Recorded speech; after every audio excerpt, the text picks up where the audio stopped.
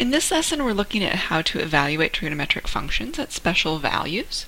So here are some things that you should have memorized. So go ahead, pause the video, take a second to write these down. These are the quadrant angles and their coordinate points, the special triangles, the definitions of the trigonometric functions, and then the xy definitions when we have a point on the unit circle where the radius is 1, sine of theta is y over 1, or just y, cosine x over 1, and tangent y over x. So take a minute to write those down. So let's remember the steps for sketching the angle and finding the sine, cosine, or tangent, or etc.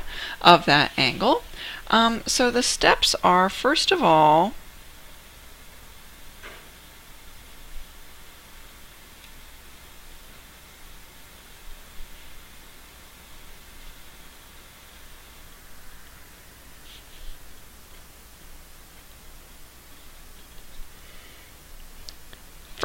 sketch the angle. Second, draw the triangle.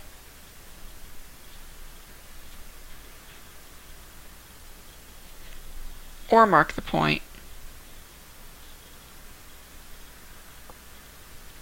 And then third, use the definitions.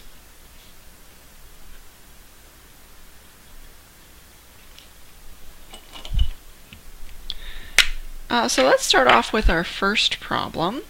Let's find the sine of pi. So the first thing I'm going to do is sketch the angle, and I know from having memorized it right up here that this is pi. So that means that my angle is right here.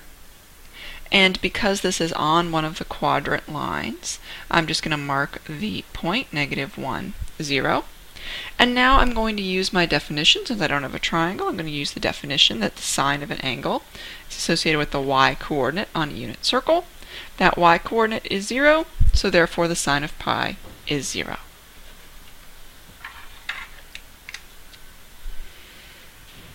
Similarly, we can find the cosecant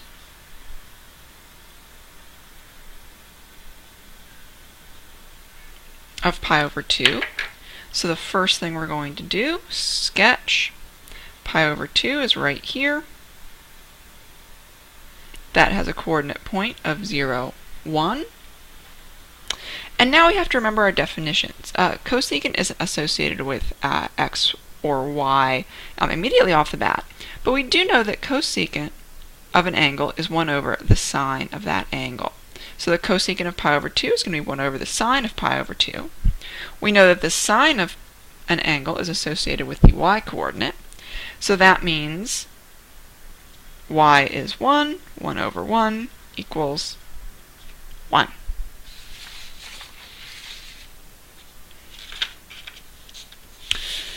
We can also do this with negative angles, remember.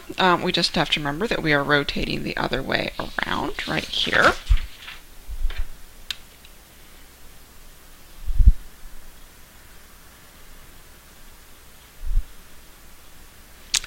So negative 3 pi over 2.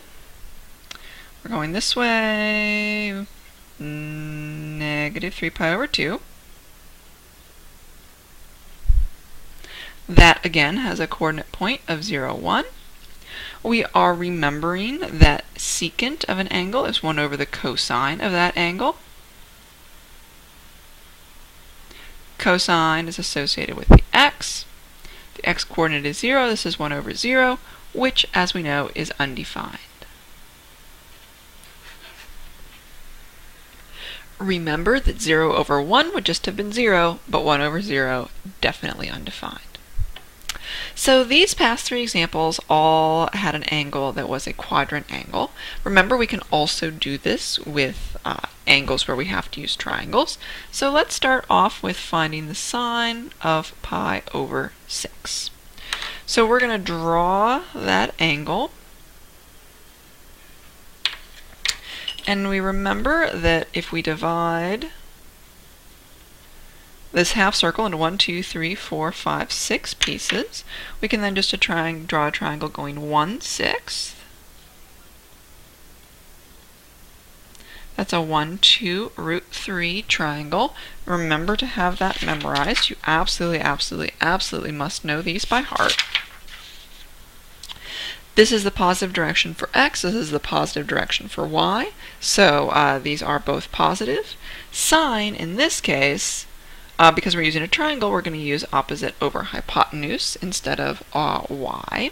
So 1/2. Opposite over hypotenuse. We can also do this if we have thirds. We're going to use the same division for finding the angle. So let's say we want to do the cosine of 2 pi over 3.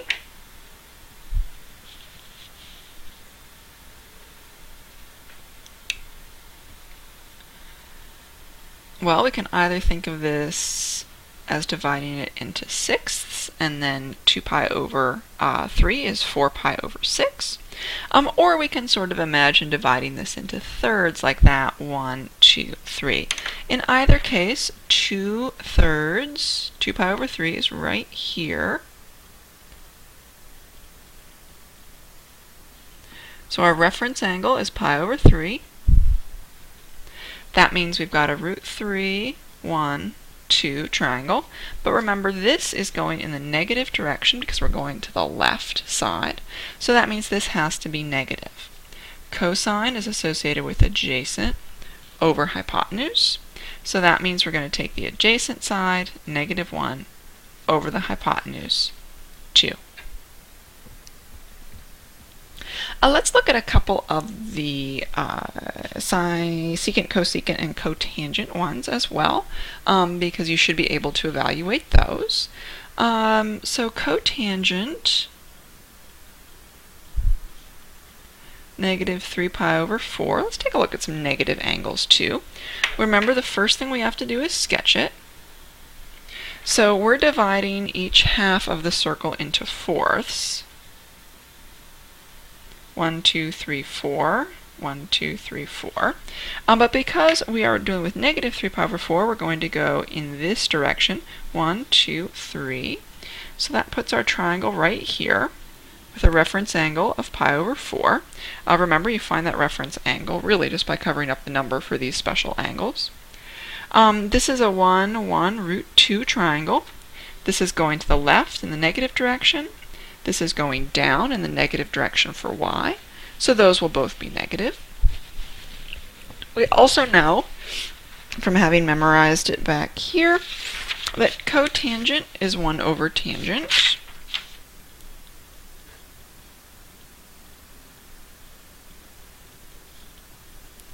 And we know that tangent is y over x.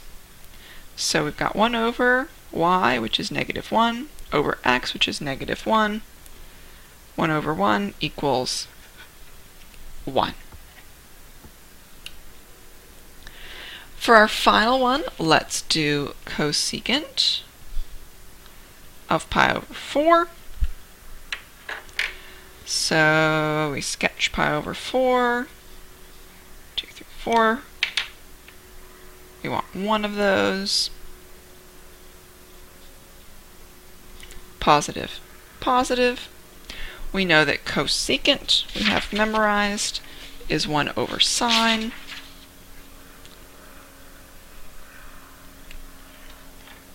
We know that sine is going to be associated with opposite over hypotenuse. The opposite is 1, the hypotenuse is √2. Because we're dividing by a fraction, that's the same as multiplying by the reciprocal.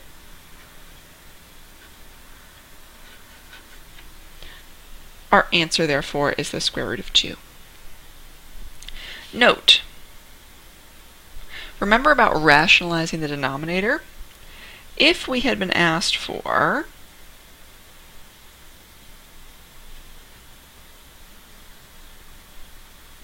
sine of pi over 4, so that was just opposite over hypotenuse, 1 over √2.